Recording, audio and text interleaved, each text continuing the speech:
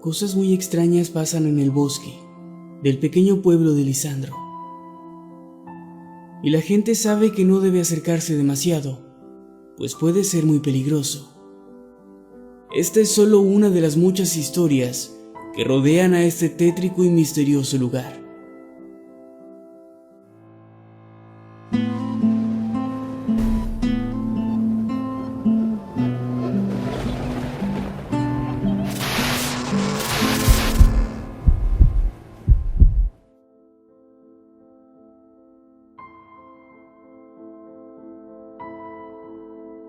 Marisa era una joven viuda de 32 años, a quien la guerra le había arrebatado a su marido.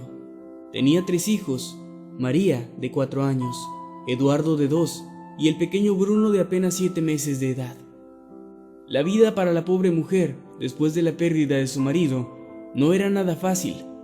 Al no tener el dinero suficiente para pagar el ya de por sí humilde departamento en la ciudad, donde había vivido desde la boda, tan solo 5 años atrás, se vio en la necesidad de volver al campo, donde tenía familia, y aunque se había marchado sin el consentimiento de su madre, tenía la esperanza de que, viendo en la situación en que ella y sus hijos se encontraban, la severa mujer que tenía por madre se doblegara y le diera la oportunidad de vivir de nuevo en su casa.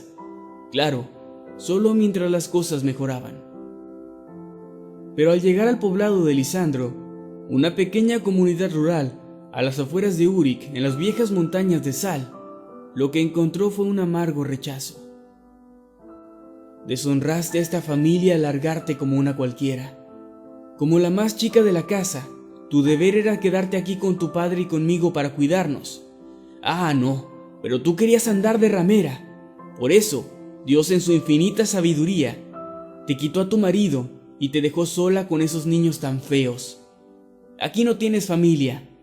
Aquí no tienes a nadie, dijo la madre de Marisa enfurecida.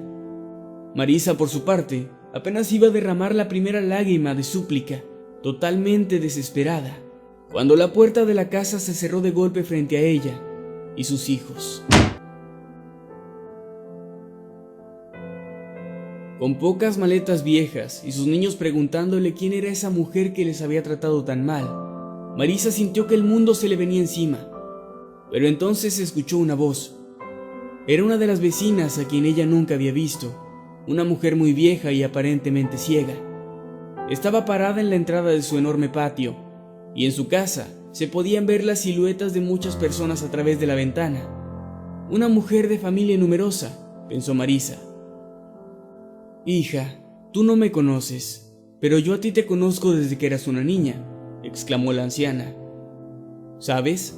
Cruzando el canal de riego, antes de llegar al bosque, hay una casita vieja de madera. Ahí te puedes quedar. Ese lugar no es de nadie, no es bonito, pero al menos es un techo y te va a servir. Te ofrecería mi casa, dijo señalando con su delgada mano hacia atrás. Pero ya tengo 15 niños. La anciana sonrió amablemente al terminar de hablar.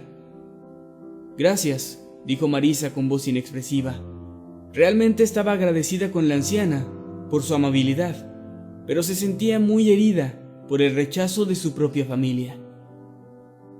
Antes de que el sol se pusiera, la mujer y sus hijos ya habían dado con la pequeña cabaña. Al principio se les había dificultado un poco encontrarla, pues estaba rodeada de hierba y viejos árboles secos que la misma Marisa se encargó de cortar. La vieja casita de madera casi podrida y de techo de lámina oxidada apenas medía unos 16 metros cuadrados, y tenía una vieja letrina que se ubicaba a unos pasos de la entrada, la cual despedía un terrible olor, a pesar de estar en aparente desuso. Efectivamente, la casa estaba deshabitada y se encontraba en un estado deplorable, pero era mejor que nada, y ese mismo día se instalaron. Marisa preparó una olla de frijoles, con leña que pudo juntar con la ayuda de su pequeña hija María. Les cantó canciones de cuna a sus 3 hijos, los arropó, y todos durmieron cómodamente en el piso de tierra, en la oscuridad de la noche, y solo con la tenue luz de la luna. Al día siguiente, Marisa se dio cuenta de algo muy extraño. Se asustó mucho al ver que su hijo Bruno estaba lleno de pequeños rasguños por todo su cuerpecito, así como de hematomas. Era como si alguien lo hubiera golpeado o pellizcado en repetidas ocasiones. Su angustia creció aún más cuando se dio cuenta de que María y Eduardo también tenían las mismas marcas. Ella era muy creyente de las supersticiones e inmediatamente pensó en una vieja leyenda. Su hijo Bruno era el único de los 3 niños que no estaba bautizado, y según decían, los niños que no estaban bautizados podían ser atrapados con mayor facilidad por esas extrañas cosas que se esconden en el bosque.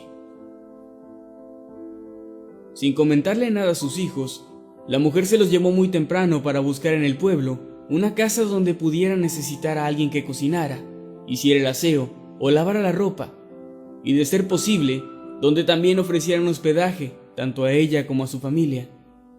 No tuvo suerte, pero con los pocos ahorros que tenía, no olvidó pasar a la tienda de regreso para comprar cerillos, algunas velas, pan y 1 kilo de sal. La sal, al igual que las velas, eran especialmente importantes para ahuyentar a los malos espíritus. Ella esparció la sal alrededor de la casa, con la esperanza de que aquello que había lastimado a sus hijos la noche anterior ya no pudiera hacerlo de nuevo. Esa noche una tormenta eléctrica azotaba con fuerza el pueblo. Los rayos y los truenos asustaban a sus hijos. Ella les cantó, los arropó, y esta vez dejó una vela encendida. Trató de no quedarse dormida para cuidarlos, pero finalmente a eso de las 2:30 de la mañana, sus párpados se sintieron tan pesados que no pudo evitarlo y el sueño finalmente la venció. El sonido de un fuerte trueno la despertó.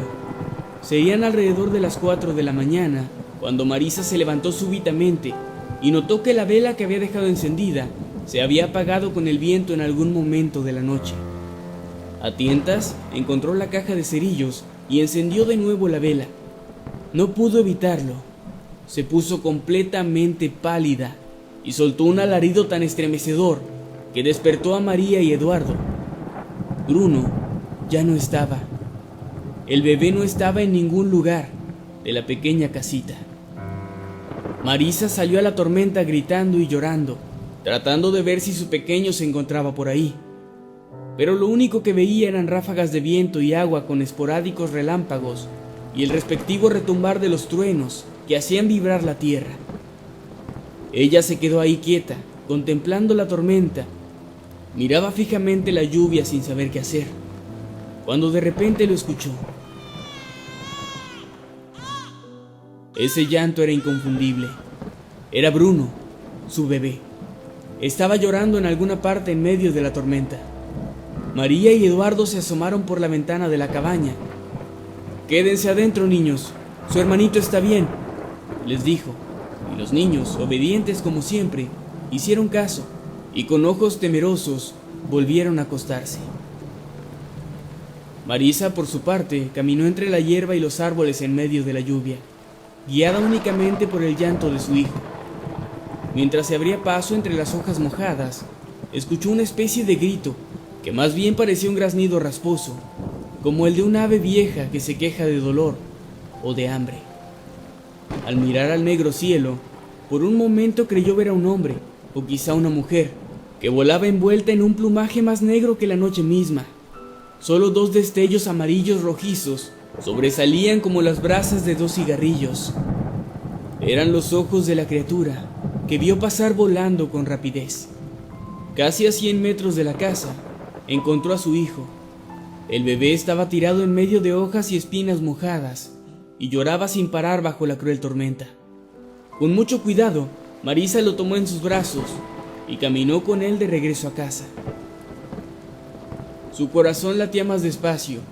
Estaba más tranquila ahora que tenía de vuelta a su pequeño. Pero ese sentimiento de paz duró muy poco, pues al llegar a la casa, el horror la esperaba.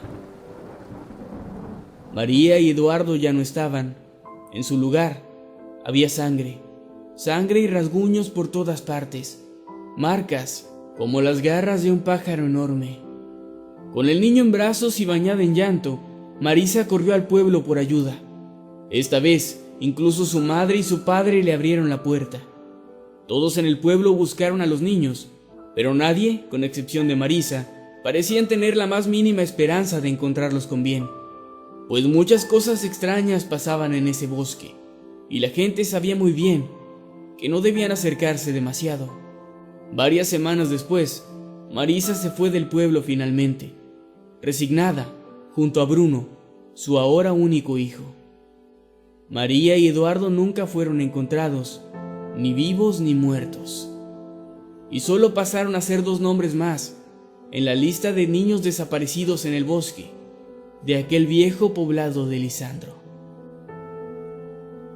En una ocasión, para una nota del periódico, una de las vecinas declaró alguna vez sobre el caso: a Marisa la conocí desde que ella era una niña pequeña.